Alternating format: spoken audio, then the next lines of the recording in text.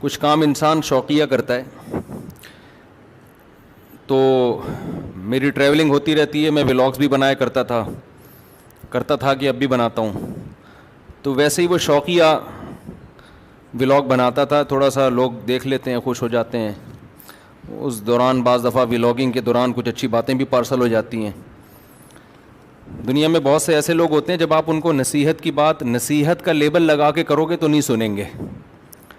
مثال کے طور پر ابا کسی کو بٹھائیں, بولیں بیٹا میں تمہیں کچھ اچھی باتیں بتانا چاہتا ہوں, بیٹا پہلے ہی گھبرا جاتا ہے, ابا لمبی لمبی نصیحتیں پارسل کریں گے. اور بعض دفعہ یہ ہوتا ہے کہ بچے کو آپ بولیں بیٹا میں تمہاری شادی کرانا چاہتا ہوں, بیٹا ایک دم بیٹھ کے بات سنے گا, کہاں ابا بتائیں آپ.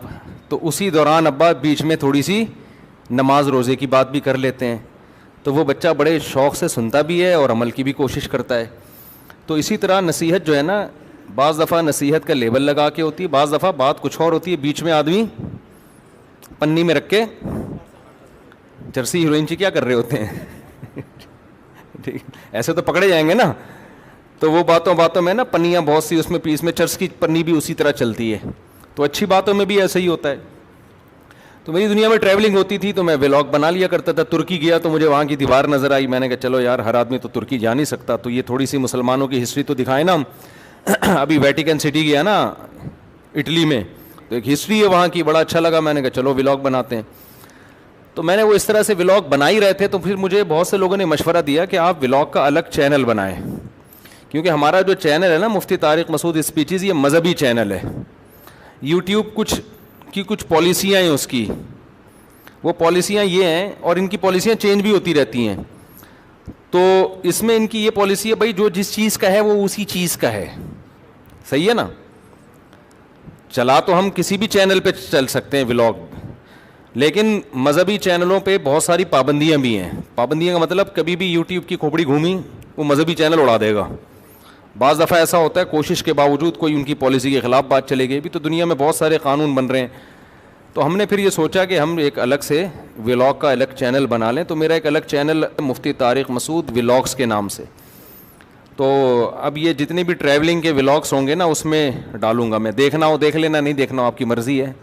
تو آپ کو اطلاع دینا تھی کہ اگر آپ چاہیں تو اس کو سبسکرائب بھی کر لیں اچھی بات ہے, نہیں کریں تو بھی ہمارا کیا بگاڑ لو گے بھائی. تو فری پھوکٹ میں دنیا گھوم لو گے, غریب لوگوں کے لیے بہترین آفر ہے. یہ ہوتا ہے نا, اب غریب آدمی تو نہ ترکی بیچارہ جا سکتا ہے, نہ وہ امریکہ جا سکتا ہے, نہ وہ جاپان جا سکتا ہے. یہاں بیٹھ کے اس کو سچی مچی کے جاپان دکھا دیں ہم. ابھی میرا جاپان کا کوشش ہو رہی ہے, تو میں نے اس میں لوگوں سے کہا ہے کہ میں جاپان جاؤں گا اور ولاگ بناؤں گا چپلی کباب کے ہوٹل کا. ہمارا الگ اسٹائل ہے بھائی, ہم الگ چیزوں کو فوکس کرتے ہیں ولاگس میں. تو ہوٹل بناؤں گا چپلی کباب کے, ولاگ بناؤں گا چپلی کباب کے ہوٹل کا. اس کا نام ہوگا جاپان میں چپلی کباب کا ہوٹل. کیونکہ ہمارے جو پشتون بھائی ہیں نا, انہوں نے رپورٹ یہ ہے کہ جاپان میں چپلی کباب جیپنیز کو کھلانا شروع کر دیے. اور انشاءاللہ ہمارا عزم ہے کہ ہم جاپانیوں کو نسوار کا عادی بنائیں گے. کہو انشاءاللہ. ایک دن آئے گا جاپان کے سائنسدان جب بھی تحقیق میں جائیں گے اپنی لیب میں تو پہلے ڈبی نکالیں گے, ٹھیک ہے نا, شینگ پونگ اپنی زبان میں بسم اللہ پڑھیں گے. اس کے بعد کتنا مزہ ہوگا کہ نہیں ہوگا. تو سمجھ رہے ہو, نہاری کا عادی الحمدللہ ہم نے گوروں کو, انگریزوں کو کافی حد تک بنا دیا. بریانی گوروں کی زبان کو لگ گئی ہے اب. اصل میں ان لوگوں کے پاس کوئی کلچر ہی نہیں ہے بھائی. انگریز دیکھو کلچر ہمارا اچھا ہے, کھانے پینے کا, تہذیب کا, زبان کا. یہ جو قومیں ہیں نا انگریزوں کی, جیپنیز کی, چونکہ ان کا فیملی سسٹم تباہ ہو گیا نا, تو جو ایک روایات اور ہوتی ہیں وہ سب ختم ہو گئیں. اب ان کے برگر رہ گیا, پیزا رہ گیا, اور 2-4 چیزیں ہیں بس ان کی. ہمارے تو کھانوں کی جو قسمیں دیکھ لو آپ. ہوٹل میں جاتے جو بیرا پڑھنا شروع کرتا ہے نا, آدمی کہتا ہے دوبارہ بتا یار, اتنی ساری چیزیں, وہ کتنی ساری چیزیں بتاتا ہے نا, یہ ہے یہ ہے یہ ہے یہ, اتنے قسم کے ہمارے کھانے اور اتنی ہماری روایات اور کلچر, یہ تو ہمارے پاس ہے بھائی. تو ہم چونکہ آبادی بھی ہماری بڑھ رہی ہے, آبادی کا جو ریشو ہے نا اس وقت, بڑھنے کا ریشو دنیا میں پہلے مسلمانوں کا کم تھا, دوسری قوموں کا زیادہ تھا. اب جو گروتھ ریشو دنیا میں سب سے زیادہ کس کا ہے, مسلمانوں کا سب سے زیادہ. اور جب سے ہمارے بیانات شروع ہوئے تھوڑا سا اسپیڈ الحمدللہ تھوڑی اور اسپیڈ بڑھ گئی ہوگی اب تو. یہ تو ابھی ہمارے بیانات سے پہلے کی رپورٹ ہے یونائٹڈ نیشن کی کہ مسلمانوں کا گروتھ ریشو سب سے زیادہ ہے. اب یونائٹڈ نیشن کو نہیں پتا, وہ روزانہ ہمارے بیان سنیں تو پتہ چلے بھائی یہ اسپیڈ ابھی ڈبل ہونے والی ہے, ٹھیک ہے نا. تو اس کا ایک فائدہ ہے, فائدہ یہ ہو رہا ہے کہ ظاہر ہے جس کی آبادی زیادہ ہوتی ہے تو پھر کلچر اسی کا پھیلتا ہے. یہ دنیا کا ایک اصول ہے.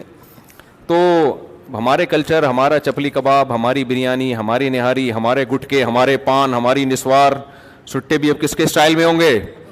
ہمارے اسٹائل میں پائپوں کے نیچے بیٹھ کے جاپانی چرسی پئیں گے, چرس پئیں گے. ایسا نہیں ہوگا کہ آفس میں بیٹھ کے چرس. بھائی اگر تم نے چرس ہماری والی پینی ہے تو اسٹائل بھی کون سا ہوگا؟ ہمارے چرسیوں کا ہوگا. تو آپ دیکھو جاپان میں ہم پائپ بنوائیں گے, برساتی نالے, اس میں جیپنیز بیٹھ کے, کیا اس کا اپنا مزہ ہے.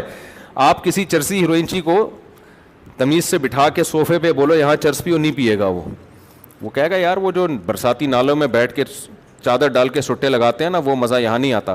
میں ابھی نیو کراچی سے آ رہا تھا نا تو کچھ ہیروئنچی بیٹھے ہوئے تھے چادر ڈال کے, مجھے خیال ہوا ان کا ولاگ بناتا ہوں یار میں ولاگ, لیکن پھر میں نے کہا چھوڑو بیچارے. ویسے تو ایسے شرعی پردے کیے ہوئے تھے انہوں نے کہ بڑی کوئی پاک دامن عورتیں بھی ایسے پردے نہیں کرتی. بیٹھے ہوئے چوک پہ ہیں, ایک طرف حالت دیکھو, مین چوک پہ بیٹھے ہوئے 4-5 ہیروئنچی. یار تم اتنے ہی تمیز سے پینی ہے تو تم کسی کہیں چھپ کے پیو, اور پردے ایسے کیے ہوئے اپنے اوپر چادریں ڈالی ہوئی ہیں اور پی رہے ہیں. تو میں نے کہا جا کے ولاگ بناؤ, لیکن میں نے کہا ایسا نہ ہو جتنے بھی کراچی کے ہیروئنچی سارے ادھر پہنچ جائیں کہ یار یہاں اچھا میں یہاں پہنچنا. میں نے